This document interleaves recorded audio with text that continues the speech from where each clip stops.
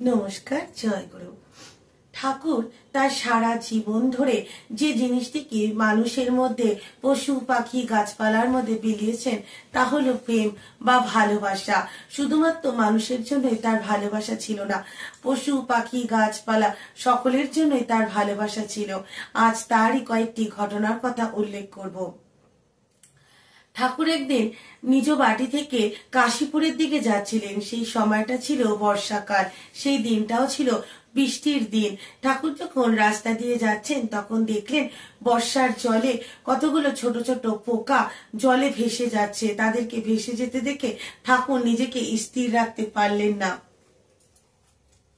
তিনি নিজের ছাতা ফেলে জলে নেমে প্রত্যেকটা সেই ছোট ছোট পোকাগুলোকে হাতে করে উদ্ধার করে ডাঙায় যতক্ষণ না পর্যন্ত তুলতে পারলেন ততক্ষণ পর্যন্ত তিনি স্থির থাকতে পারলেন না।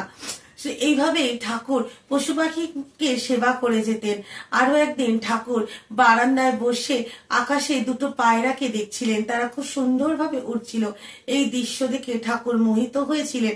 ঠিক সেই সময় একটা প্রচন্ড তীব্র শব্দ হয়। ঠাকুর চমকে উঠলেন, দেখলেন কোনো একজন শিকারী সেই পায়রা দুটোকে গুলি করে মারে এবং তারা মাটিতে লুটিয়ে পড়ে।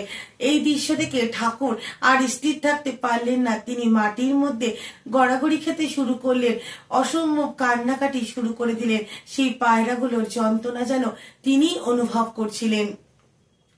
এভাবেই আরো একদিন ঠাকুর একটি ঘোড়ার গাড়িতে করে কোথাও যাচ্ছিলেন। তো ঘোড়ার গাড়ির মালিক গাড়ির তীব্রতা বাড়ানোর জন্য ঘোড়ার পিঠে চাবুকের বাড়ি মারে। আর এইটা দেখে ঠাকুর সেই চলন্ত গাড়ি থেকে ঝাঁপ দেয় এবং ঝাঁপ দিয়ে রাস্তায় পড়ে যায়। আর সকলেই তখন দেখেন সেই ঘোড়ার পিঠের চাবুকের দাগ ঠাকুরের পিঠের মধ্যে স্পষ্ট হয়ে ওঠে এবং ঠাকুর তীব্র যন্ত্রণায় কুঁকড়ে যাচ্ছিলেন। অথচ ঘোড়াটা কিন্তু শান্ত হয়ে দাঁড়িয়েছিলেন, তার যেন কোনো যন্ত্রণাই হচ্ছিল না। ঠাকুর সেই ঘোড়াটির যন্ত্রণা নিজের মধ্যে নিয়ে নিয়েছিলেন।